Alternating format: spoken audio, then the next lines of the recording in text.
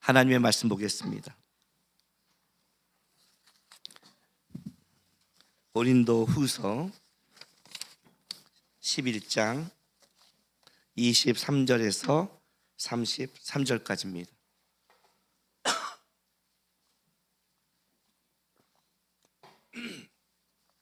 하나님의 말씀 고린도후서 11장 23절에서 33절까지 한 절씩 교독하겠습니다. 그들이 그리스도의 일꾼이냐 정신없는 말을 하거니와 나는 더욱 그러하도다. 내가 수고를 넘치도록 하고 옥에 갇히기도 더 많이 하고 매도 수없이 맞고 여러 번 죽을 뻔하였으니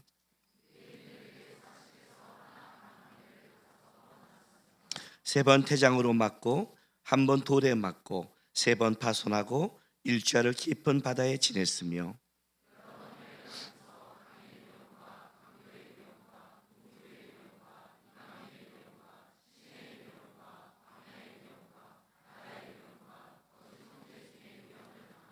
또 수고하며 애쓰고 여러 번 자지 못하고 줄이며 목마르고 여러 번 굶고 춥고 헐벗었노라.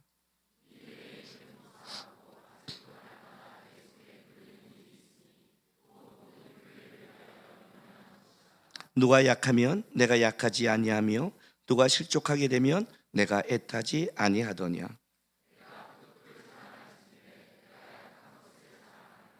주 예수의 아버지 영원히 찬송할 하나님이 내가 거짓말 아니하는 것을 아시느니라.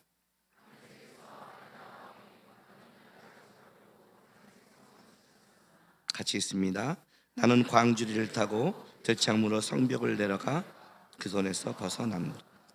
아멘. 어떤 분이 이런 말을 한 적이 있어요.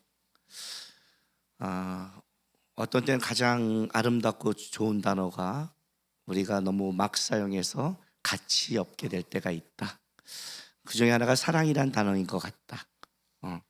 왜냐하면 사랑이라는 것은 굉장히 깊고 굉장히 중요한데 그 사랑이라는 것을 우리의 감정이나 자기의 너무 잘못되게 사용해서 사랑이란 말이 희석된 것 같다. 다른 단어를 써야 되지 않을까 이렇게 말한 적이 있습니다. 우리도 그런 거를 좀 공감할 때가 있죠. 어떤 단어를 같이 쓰고 있지만 그 단어에 갖고 있는 무게와 느낌을 다르게 이해하죠. 예수 그리스도의 십자가, 우리가 다 예수님의 그 은혜와 그 십자가의 그 감마음을 알지만 어떤 자기는 그 십자가가 생명이 되고 운명이 되는 자들이 있는데 어떤 자들에게는 그냥 가벼운 말, 내 목에 거는 목걸이 정도로 생각할 수도 있는 거죠. 어떤 단어를 같이 쓰고 같이 인생과 시간을 살아간다고 해서 그것이 동일하게 느껴지는 것은 아닙니다. 어떤 면에서 우리가 내가 살아가는 그 인생 속에 내가 경험하고 내가 고백하는 것만큼 어떤 단어는 더 깊어지고 더 의미가 있어진다는 걸 알게 됩니다. 오늘 여러분 제가 오늘 본문을 쭉 읽어줬습니다. 벌써 본문이 벅차죠? 오늘 이 본문 하나하나 사도 바울이 당한 고통과 어려움을 제가 하나씩 다 설명하면 우리는 어떤 느낌을 받냐면 나갈 때 제가 안 보는 영화가 하나 있는데 그 영화가 재난 영화입니다. 물론 귀신 영화는 안 봐요. 그거는 가치가 없어서 쓰레기니까 안 봐요.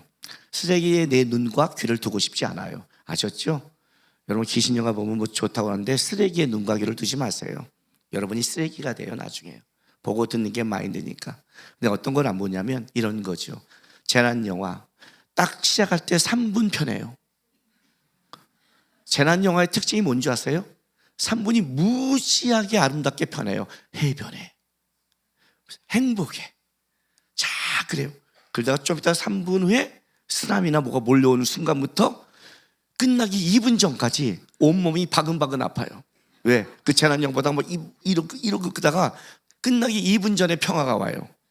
그래서 나는 내가 돈을 내고 내 삶 자체가 재난인데 안 그래요 여러분?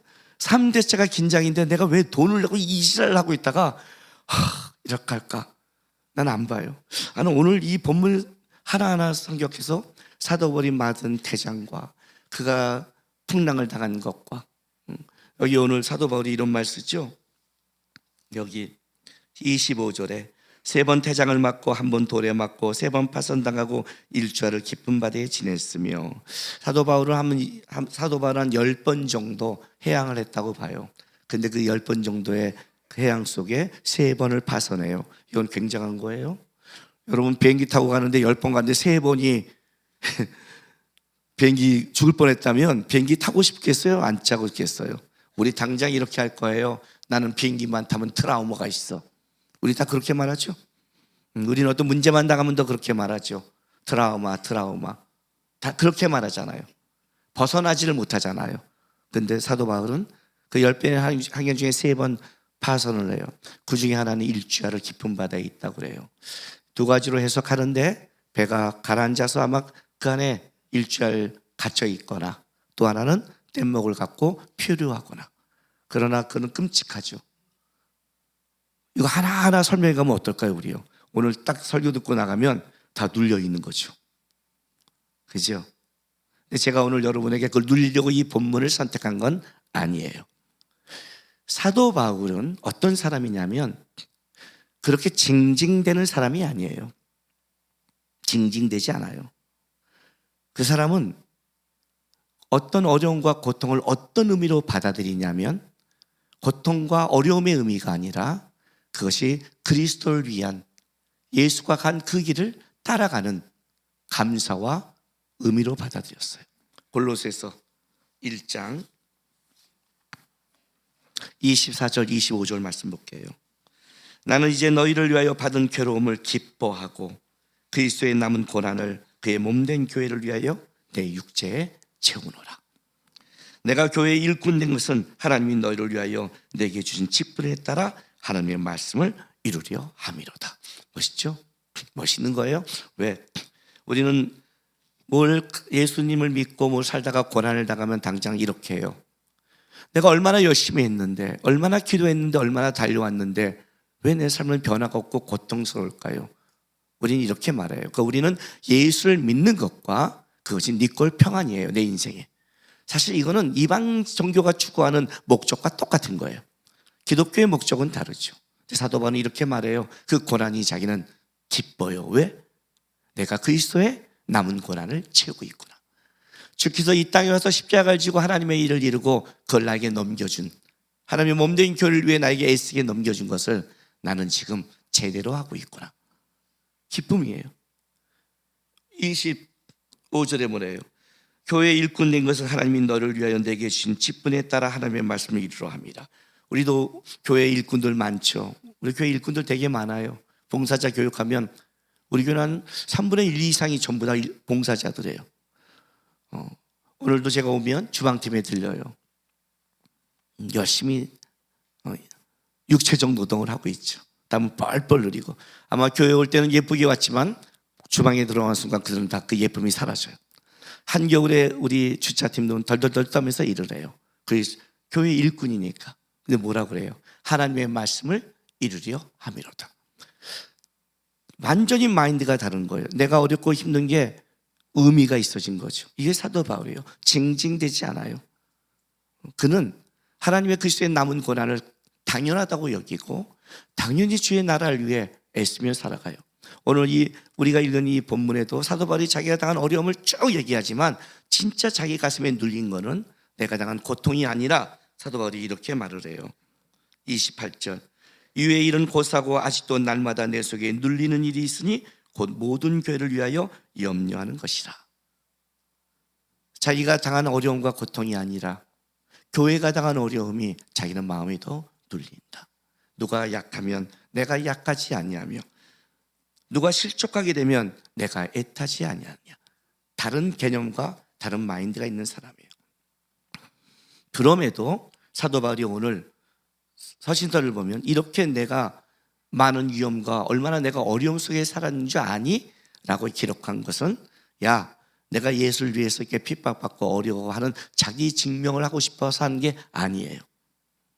내 인생에 내가 얼마나 고통스러운 일을 얘기했고 내가 예수 믿고 따라갔을 때 얼마나 어려움을 당했냐를 말하고 싶어하는 그런 자가 아니에요.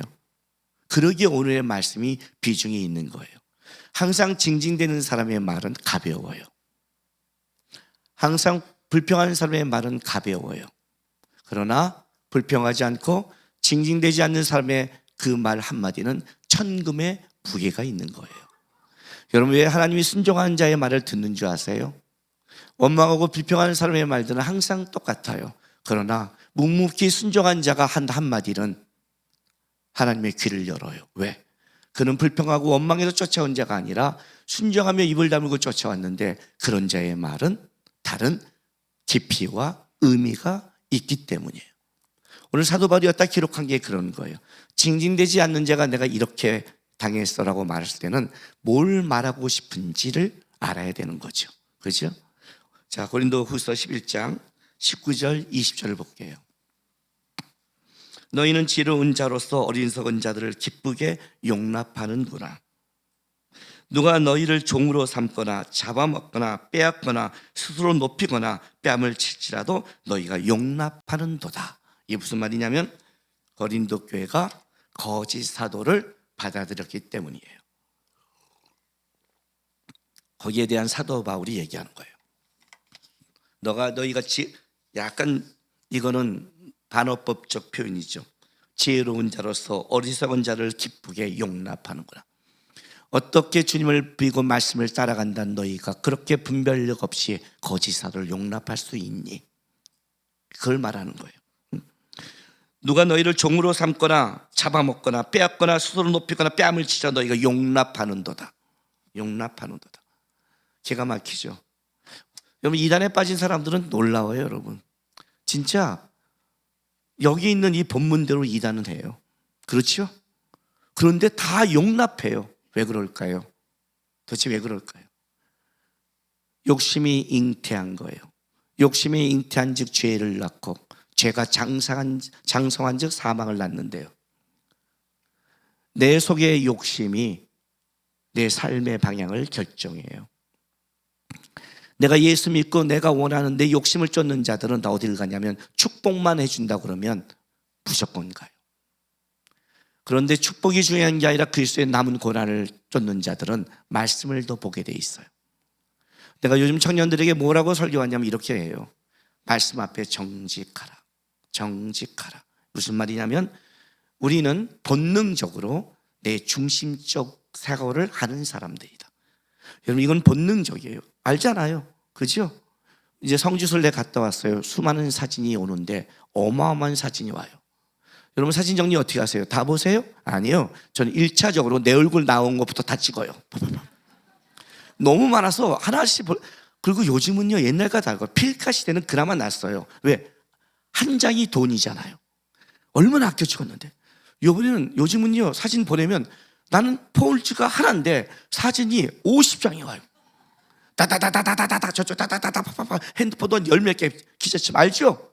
그 이 사진 중에 뭘 뽑아야 될지 모르겠어요. 내 사진 한 장 뽑는데 사진이 뭐 50장 100장이 와요. 그러니 다른 사진 볼 여력이 없죠. 관심도 없고. 여러분, 사진 보세요. 다 뭐라는 줄 아세요? 나만 안 봐요. 내 거. 나 이상하지 않아?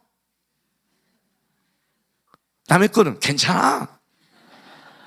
남의 이상한 사진은 재밌잖아. 이런 게 남는 거야. 자기는요, 이상하면 안 되는 거예요. 왜? 남이 가지고 있잖아요. 본능적이지 않아요? 사람 다 자기중심적이에요. 이거 다른 말로 할게요. 우리는 죄성이 강해요. 하나님을 따른다고요? 남편을 위한다고요? 남을 위한다고요? 아니요. 먼저 여러분을 위하는 사람이에요. 정직하셔야죠. 저로 우리는 하나님 앞에 정직해야 돼요. 말씀을 보면 진짜 말씀을 따라갈 마음이 있나요? 기도를 하면 진짜 하나님의 편을 드나요? 진짜 그러시나요? 아니지 않아요? 여러분의 기도를 녹음해서 한번 들어보세요. 얼마나 여러분의 간구가 많고 여러분의 요구가 많고 여러분의 욕망과 욕심이 많은지를. 언제 한번 은혜를 크게 받을 때 여러분 이런 경험한 적 있지 않아요? 뭘 기도할지 모르겠어, 나를 위해서는. 그런 적 있지 않으세요? 이때 끄덕임이 없으면 나는 어쩌라는 거예요 지금. 그때는 은혜를 크게 받을 때는 이런 마음이 생기는 거예요. 내 인생 주께서 다 알아서 하시는데 뭘 할까? 어디를 기도할까? 이렇게 가잖아요. 은혜 받으니까 이제 주님을 쪽에 가니까 그때서 내 욕심이 내려놓잖아요. 그전에는 다 우리는 우리 중심적인 사고를 해요. 고린도 교회가 그렇게 1년 6개월 동안 사도 바울이 복음을 전한 이 교회가 어떻게 돼요? 거짓 사도를 용납했어요. 거짓 사도를 용납했다는 어떤 뜻이냐면 너희의 욕심에 따라 진리를 쫓는 싸움을 하지 않고 어떻게 돼요? 자기의 편안과 자기의 꿈과 자기의 목적이 희석됐다는 뜻을 가지고 있는 거예요. 사도 바울이 애가 타는 거예요. 왜? 교회가 약할 때 그는 애가 탔으니까. 하나님의 교회가 아플 때 그는 애가 탔으니까. 그래서 사도 바울이 편지를 쓰는 거예요. 23절에 이렇게 시작을 해요. 보세요. 그들이 그리스도의 일꾼이냐 정신없는 말을 하거니와 나는 더욱 그러하도다. 내가 진짜 그리스도의 일꾼이다. 내가 수고를 넘치게 하도록 하고 옥에 갇히기도 하고 더 많이 하고 매도 수없이 맞고 여러 번 죽을 뻔하였으니 유대인들에게 40에 하나 감한매를 5번 맞았으며 라고 이제 23절 후반부부터 자기가 그리스도의 일꾼으로 어떤 어려움을 당하고 어떤 고통을 당하는지를 쭉 기록하고 있는 거예요. 그렇죠? 네, 오늘 이걸 하나씩 설명하지는 않고 26절을 좀 봤으면 좋겠어요. 26절. 여러 번 여행하면서 강의 위험과 강도의 위험과 동족의 위험과 이방인의 위험과 시내의 위험과 광야의 위험과 바다의 위험과 거짓 형제 중에 위험을 당하고 또 수고하며 이렇게 간 거예요. 위험이라는 단어가 몇 번 나왔게요? 8번 나왔어요. 8번 나왔어요. 근데 제가 여러분과 오늘 나눌 단어는 여러분 지금 위험이란 말이 8번 나오면 우리가 그래도 교회에서 계속 말씀을 공부하고 들은 사람들은 이 정도는 알죠. 이것은 강조다. 그죠? 반복되는 단어는 강조다. 사도 바울이 그 앞에 자기가 당한 일들 후에도 쓰지만 그 가운데 내가 어떤 위험을 당했는지를 수많은 것을 다 쓰지 않고 하나씩 대표적인 것만 기록해 나가는 거예요. 이런 위험, 이건 한 번으로 끝난 위험이 아니에요. 사도 바울이 죽을 때까지 이 8가지 위험은 평생을 따라다녔어요. 그거를 대표적으로 쓰는 거예요. 근데 여러분 한번 이 26절을 읽으면서 어떤지 보세요. 자, 다시 읽어줄게. 한번 귀를 기울이고 들어보세요. 여러 번 여행하면서 강의 위험과 강도의 위험과 동족의 위험과 이방인의 위험과 시내의 위험과 광야의 위험과 바다의 위험과 거짓 형제 중에 위험을 당하고. 어떠세요? 오늘 제가 본문 제목이 뭔지 아세요? 지금 잠이 옵니까? 이거예요. 이상한 본문 제목을 정했죠.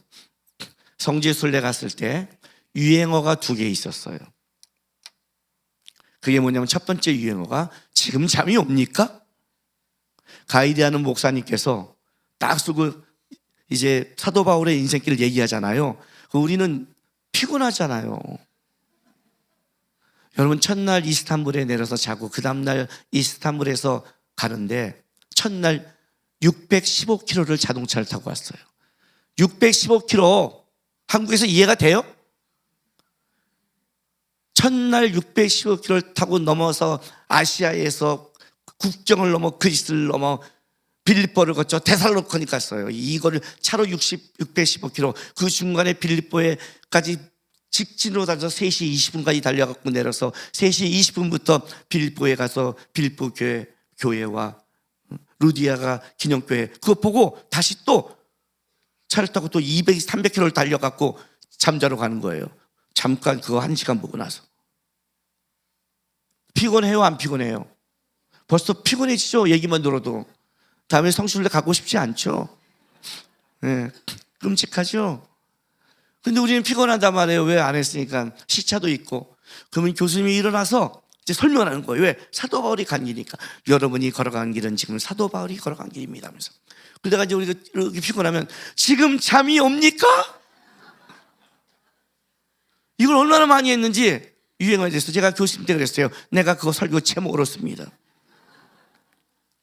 지금 핸드폰이 들어오십니까? 사도 바울이 지금 어떤 위험과 이걸 역사 속에 성경에 하나님이 기록하는 이 말씀을 보는데 지금 정신이 안 드십니까? 아, 교수님 오늘 이 자리에 있어야 되는데 지난주에는 왔다는데 오늘은 안 오신 것 같아요. 그 얘기를 들었어요. 교수님이 너무 애타는 거예요. 지금 잠이 옵니까? 잠이 오죠. 왜 올까요? 우리 일이 아니니까. 우리 일이 아니니까. 그러다가 여러분을 하나님이 선교사로 보내는 순간 이것이 여러분의 일이 될 테니까 그때는 본문이 달라지겠죠. 여러분의 자녀를 선교사로 보내면 그때는 심장이 뛰겠죠. 그때는 여러분의 일이니까. 지금은 여러분의 일이 아니니까. 제가 이 본문을 선택한 건 이거예요. 이 위험이란 단어가 나에게 다르게 가슴에 꽂혔어요. 사랑이란 단어가 사랑을 깊게 해보고 그거를 간자의 사랑과 감정과 쾌락을 하는 사랑의 느낌이 다르듯이 예수가 우리를 사랑한다는 그 고백이 십자가를 짓고 한 그 사랑의 고백에 그 사랑에 갖고 있는 깊이와 무게와 그냥 내가 어떤 취미생활로 내 집에 있는 강아지를 사랑하는 그 강아지의 사랑이 깊이가 다르잖아요. 같은 단어를 쓰지만 그건 다른 깊이를 갖잖아요. 수없이 성경을 봤는데 사도 바울이 걸어간 그 성지순례의 길을 제가 겉핥기라도 달려와서 봤더니 성경이 말하는 사도 바울이 말하는 이 위험이란 단어가 어떤 건지를 느낌이 오는 거예요. 첫째 딸 615km하고 둘째 딸 500km를 넘게 갔어요. 4일 동안 2000km를 간 거예요. 그리고 성지순례를 봤어요. 평균 500km를 차로 달려가고. 저는 새벽에 못 일어나는 사람이에요. 근데 아침 7시에 떠나요. 호텔에 도착하면 이렇게 말을 해요. 저녁 8시에 도착해서 밥을 먹고 9시에 저녁을 끝냈는데 교수님이 이렇게 말을 하는 거예요. 내일 아침 5시에 모니콜합니다. 6시에 식사하고 7시에 출발합니다. 그럼 저는 아침 다 제끼고 6시 50분에 내려와요. 저는 성지순례 아침을 먹어본 적이 없어요. 나는 먹는 것보다 잠이 중요한 사람이에요. 그러면 좀 늦게 출발해요 라고 말해야 되는데 늦게 출발할 수가 없어요. 왜요? 500km 이상을 달려가야 되는데 막 가다가 힘들어 죽겠다 하면 교수님이 이런 말을 해요. 지금 여러분이 차 타고 간 길이 사도 바울이 걸어간 길입니다. 그러면 입을 다 다물어요. 나는 차 타고 가는데 저기는 걸어갔다는데 무슨 말을 하겠어요 거기서. 그렇지 않아요? 그런데 우리는 그냥 차 타고 가고 중간에 잠깐 먹잖아요. 근데 사도 바울은 이 광야에서 잡고 오늘 이 본문이 27절 보세요. 또 수고하며 이 수고가 뭔지 아세요? 사도 바울은 복음을 전하기 위해서 천막 짓는 직업을 가졌어요. 노동을 했죠. 노동을 하면서 했어요. 매우 고된 노동이란 뜻이에요. 이 수고가 녹초가 될 정도로 한 노동이란 뜻이에요. 하나님의 나라를 위해 내가 녹초가 되도록 일했다. 매우 고되게 일했다. 우리는 우리의 일 때문에 하잖아요. 애쓰며 자지 못하고 줄이며 목마르며 굶고 춥고 헐벗었노라. 느낌이 오는 거예요. 그 광야에서 자기가 그 잠을 잤을 때 오는 추위와 배고픔과 어려움이 느낌이 피부에 닿는 거예요. 나는 차를 타고 가도 고단한데 사도 바울이 복음을 위해서 길을 걸어가면서 산맥을 넘으면서 여기서 떨고 배고프고 살아간 그 느낌이 제 피부 안에 다가오기 시작하는 거예요. 이 단어가 밖에 있던 단어가 내 심장으로 들어오기 시작했어요. 제가 이렇게 말했어요. 사도 바울한테 고맙다고. 고마운 거예요. 너무 고마운 거예요. 누군가 이렇게 걸어갔고 살아가서 복음을 전해서 오늘 내가 예수를 알게 됐구나. 사도 바울이 이걸 기록할 때 어떤 마음으로 기록했을까요? 야, 내가 얼마나 어렵니? 내가 얼마나 힘드니? 내가 얼마나 고통스러운 줄 알았니? 야, 내가 얼마나 개고생한 줄 알아? 하는 자기 자랑이 아니에요. 사도 바울이 이걸 기록한 거 이거예요. 내 삶을 좀 봐. 니네가 말을 듣고 거짓 사도를 용납하지 말고 말 듣고 네가 용납하는 건 네 안에 욕심이 있으니 분별이 안 되지. 그렇지 않아요? 그러나 네 안에 욕심을 보고 말을 갖고 판단하지 말고 내가 살아온 삶을 봐. 그들이 그리스도의 일꾼이야? 정신없는 소리를 하지 마. 나는 더욱 그러해. 무슨 말인지 알아요? 사도 바울이 이걸 쓰고 싶은 게 내 삶 속에 그리스도를 위해 내가 달려간 삶의 흔적이 있다를 말하고 싶은 거예요. 왜냐하면 그래야 그들을 다시 회복시키니까. 여러분, 잘 살고 계십니까? 다른 말로 할까요? 여러분은 어떤 사람이십니까? 아니, 어떤 사람이 되길 원하십니까? 아니면 지금 현재 시점에서 나는 잘 살고 있나? 나는 하나님 나라 가면 인정받을 수 있나? 어떻게 알 수 있을까요? 아는 방법을 가르쳐 드릴게요. 내가 잘 살고 있나? 머릿속에 얘기하지 마세요. 잘 살아갈까? 그것도 모르죠, 미래의 일은. 근데 저는 한 가지는 알고 있어요. 주님이 내가 살아간 삶을 평가하는 것은 입술의 고백이 아니라 내가 지금까지 살아온 삶을 통해서만 하나님은 나를 평가하신다. 사도 바울이 말하는 게 뭔지 아세요? 내가 살아온 삶을 봐. 내가 예수와 함께 사는 거 봐. 이게 다 그냥 나가 인생의 고통과 위험이 아니에요. 우리가 다 만나서 간증하다 보면 이런 얘기를 해요. 나도 어렵게 살았어, 힘들었어, 이렇게 얘기를 해요. 저는 겨울이 되면 아침에 내 침대에서 눈을 뜰 때마다 감사와 또 하나는 안타까움이 교차를 해요. 감사는 내가 편안한 자리에서 지금 일어날 수 있는 은혜를 주셨던 것과, 안타까움은 내가 청년 때 냉방에서 살았던 그 끔찍한 삶을 오늘 이 시대에 어떤 청년이 그렇게 살고 있을 거라는 그 청년의 안타까움이 가슴에 와요. 살아봤으니까. 내가 살아온 삶으로 나를 증명하는 거예요. 내가 살아온 삶이 그리스도의 사도 바울처럼 그리스도의 남을 고난을 채웠다고 말하면 그 사람은 예수 안에 잘 살아온 사람이지만, 여러분이 삶의 뒤를 돌아봤을 때 여러분이 살아온 삶이 예수와 함께 아닌 삶은 딱 하나밖에 없어요. 뭐예요? 자기를 위해 산 삶이에요. 자기를 위해서. 가족을 위해 살았다고요? 그것도 자기를 위해 산 거예요. 자기를 위해 산 사람은 주님 앞에 드러낼 게 없는 거예요. 사도 바울이 지금 그 얘기를 하는 거예요. 삶을 인정하는 건 그거예요. 우리는 미래는 몰라요.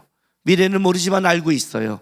내가 지금까지 따라온 길과 지금 붙잡고 있는 것이 미래를 결정한다는 것을. 고린도전서 4장 볼게요.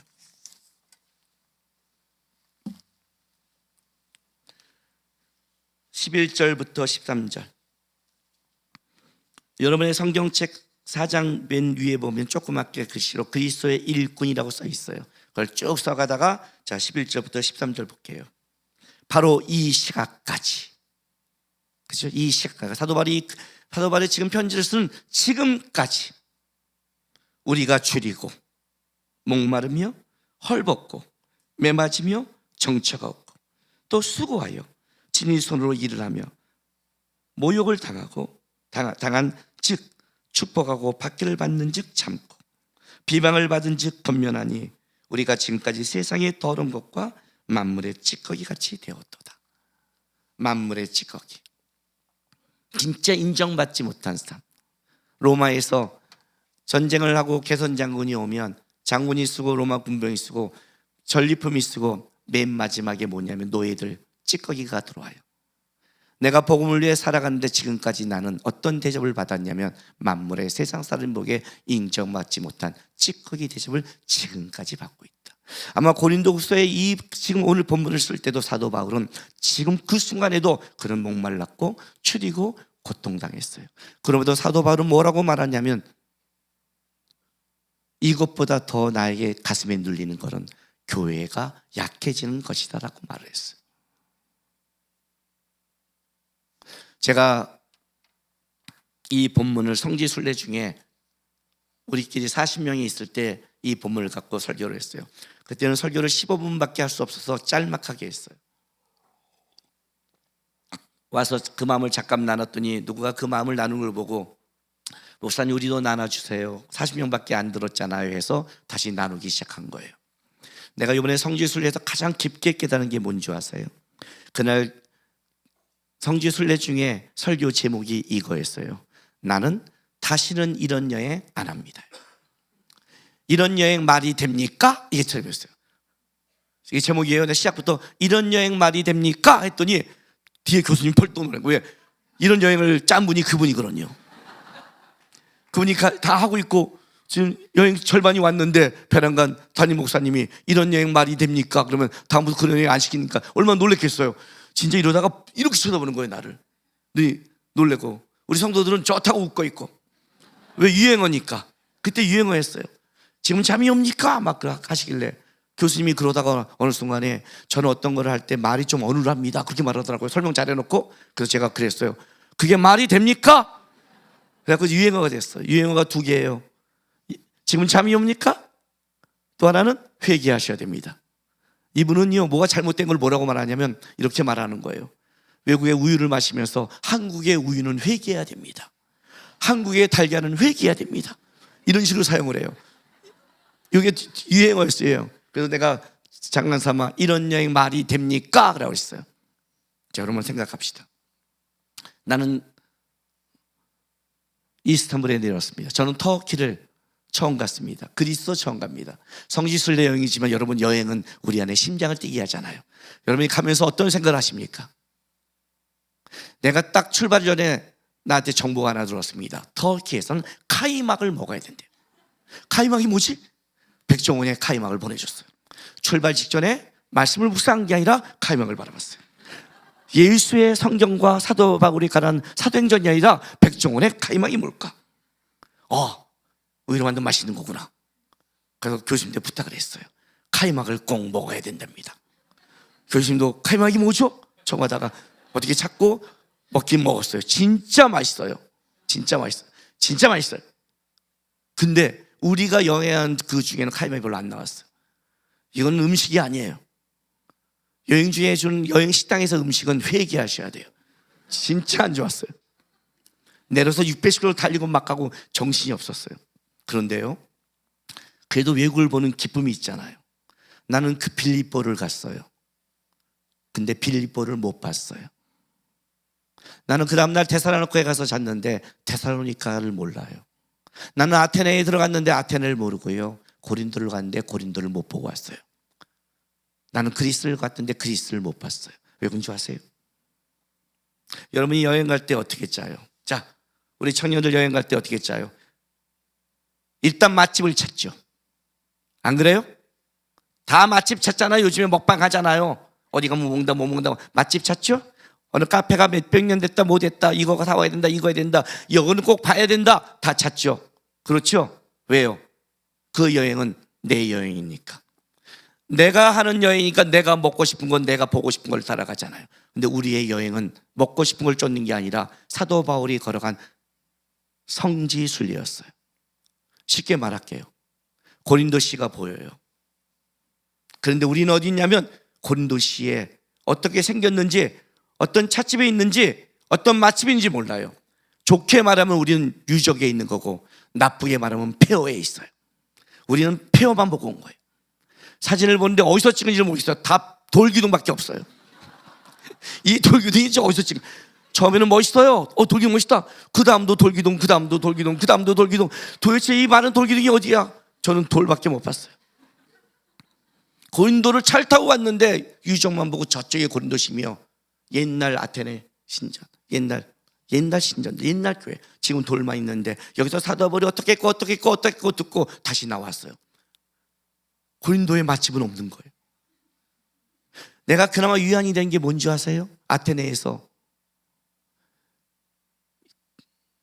누가 거기를 지하철 2시간 타고 가면 있다고 가자는데 안 가려다가 따라갔어요.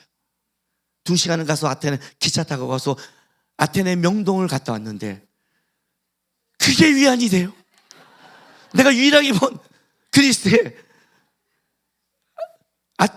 그리스의 도시는 그날 다 문 닫은 아테네 명동을 2시간 동안 걸어가면서 거기서 아이스크림 하나 먹고 과자 하나 먹고 온 그거밖에 없는 거예요, 내 안에. 다르죠? 왜 그런 줄 아세요? 제가 뼈저리게 배운 게 이거예요. 인생의 여행의 목적과 목표가 다르면 길이 다르다는 걸 알았어요. 이 여행의 목적이 내가 놀고 내가 보는 걸 간다면 다 내 목적으로 가겠지만, 이 성지순례의 목적과 목표는 내 여행이 아닌 사도 바울이 걸어간 길을 따라가는 거예요. 목적과 목표가 다르면 길이 달라지는구나. 인생의 목표와 목적이 다르면 우리의 길이 다르구나. 뼈저리게 느꼈어요. 그리고 내가 여태까지 이해하지 못한 게 이해됐어요. 왜 나는 이 세상을 샀는데 세상 친구들과 내 친구들과 항상 다를까? 항상 부닥칠까? 어떤 때는 내 신앙이 더 포용하지 못하고 더 넓지 못해서 그런 것인가? 어떤 때는 걔네 말대로 내가 주일 한번 빼주고 걔네 평생에 한번 결혼식인데 내가 예배 한번 빠지고 결혼식 참여하면 되는, 그래도 그러잖아요. 친해놓고 관계 맺고 전도하는 목적으로 그래도 되잖아. 어떤 때 내 친구들이 저한테 말하는, 남과 너는 기독교인은 너무 고지식해. 어떻게 친구 결혼식을 안 오니? 이건 전도사 때가 아니라 평신도 때 그랬다는 거예요. 나는 청년 때도 주일날 다른 결혼식을 가본 적이 없어요. 예배 시간과 겹칠 때는. 물론 예배 다 드리고 봉사 끝나고 간 적은 있어도 어떤 데 의도적으로 안 갔어요. 왜? 나는 주일날 주님께 교회 봉사에 하나님을 위해 열심히 살아가를 알려주고 싶어서. 우리 가족에 광신도 소리를 들었고 미쳤다는 소리 있고 너만 요란하게 믿는다는 소리를 들었지만 그게 신앙인 줄 알고 배웠어요. 어떤 때는 이런 마음이 들어요. 진짜 내가 너무 고지식하고 융통성이 없는가라는 생각이 들었어요.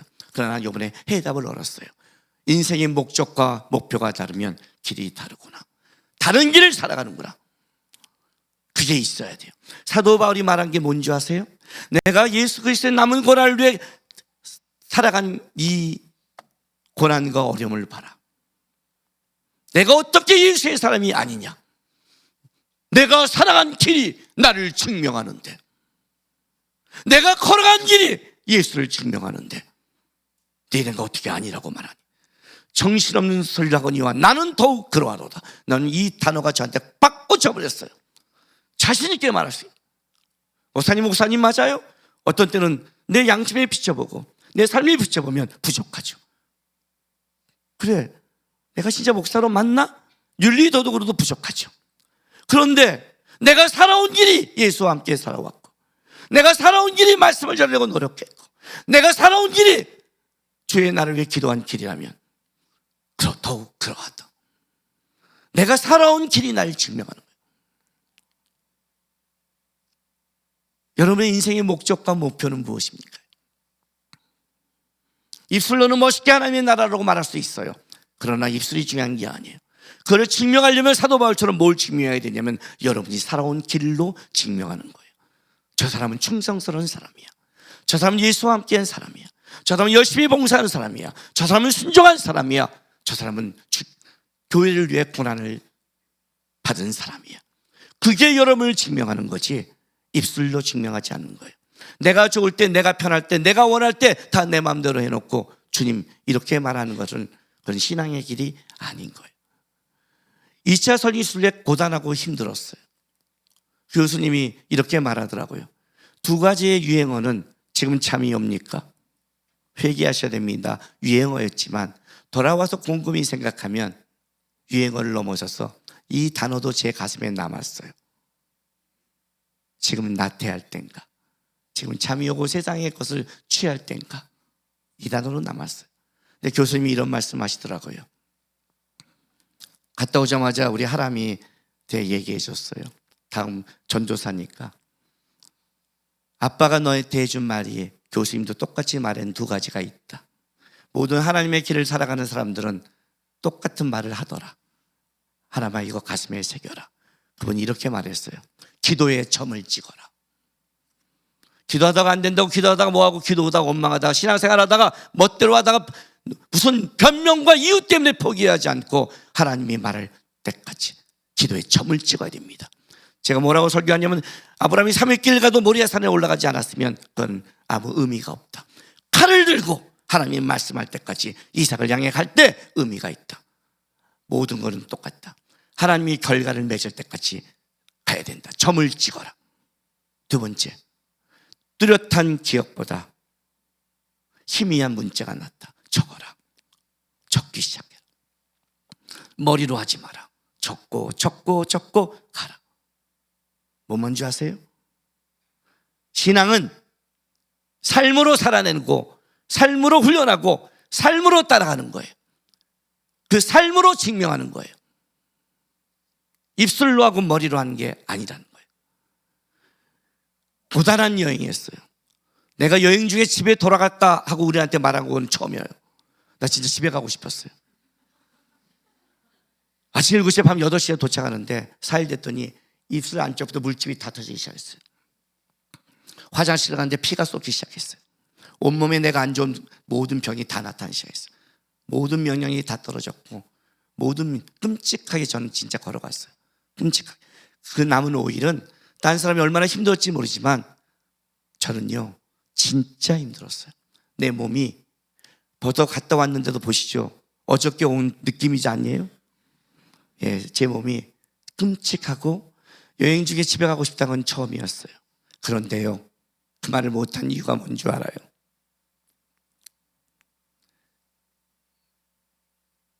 사도 바울이 가져서 은혜를 입었잖아요. 여러분 신앙의 예의를 지킵시다. 어떤 예의요? 이런 예의. 나는 꼭 성도 중에 이런 말을 하는 사람이 있어요. 꼭 저렇게 믿어야 돼? 저렇게 믿어야만 신앙이야?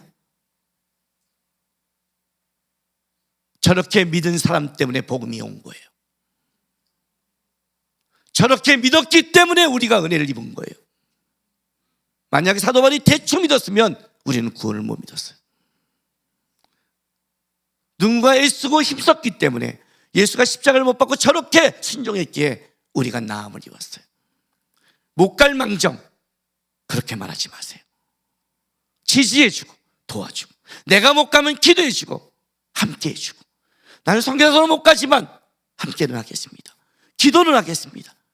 그의 길 위에 내가 못 가면 조금이라도 얹겠습니다. 신앙의 지혜로움을 가져야지 내가 못 간다고 함부로 말하시면 안 돼요. 인생의 목적과 목표가 다르면 길이 달라집니다. 여러분이 예수를 향한 그 목적과 목표가 입이 아니라 여러분의 삶 속의 길로 걸어가셔서 나중에 주님 앞에 섰을 때 너가 그리스도인이냐 할 때 그러합니다. 내가 살아온 길이 제가 그리스도임을 증명합니다 하는 당당하고 떳떳한 그리스도인이 되시기를 주의 이름으로 바랍니다. 기도하겠습니다.